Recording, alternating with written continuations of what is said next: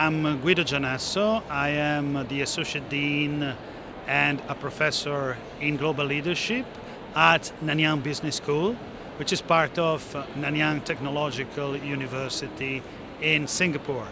NTU is one of the top schools in the world. We are 11th in the global ranking. My area of specialization is really global leadership and cultural intelligence. Cultural intelligence is the ability to work across cultures.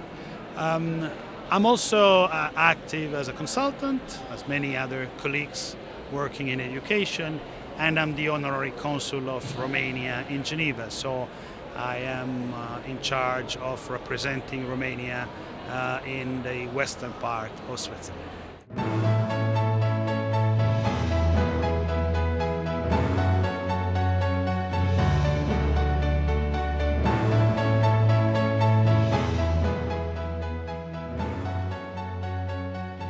First of all, I will say that it's not 10 years. Asia is taking over economically, politically now.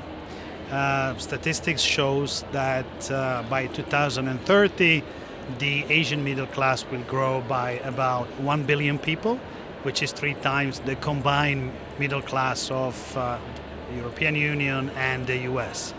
And this is a very, very strong force for change. Middle class dry consumption, and that will somehow influence very quickly the balance of power, and that will have, of course, also consequences in terms of the culture. We will live in a world where Eastern companies, Chinese companies, Asian companies will acquire Western companies, and by doing so they will obviously influence the way we think, the way we communicate, the way we operate here in Europe and in North America.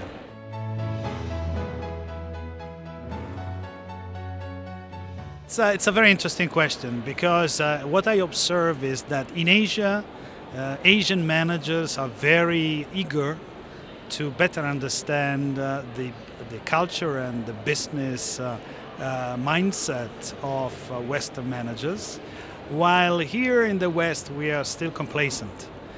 We still have a tendency to believe that ultimately headquarters, decision making are somehow here in the West and North America and in Europe, and therefore Asia is a land of expansion, a land of opportunities.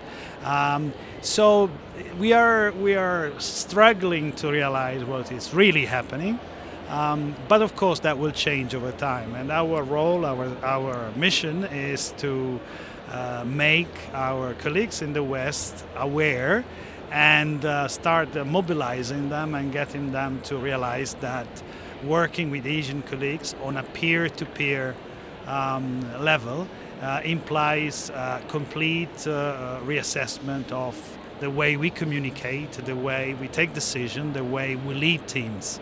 So it's coming, but probably not as fast as we would like to see.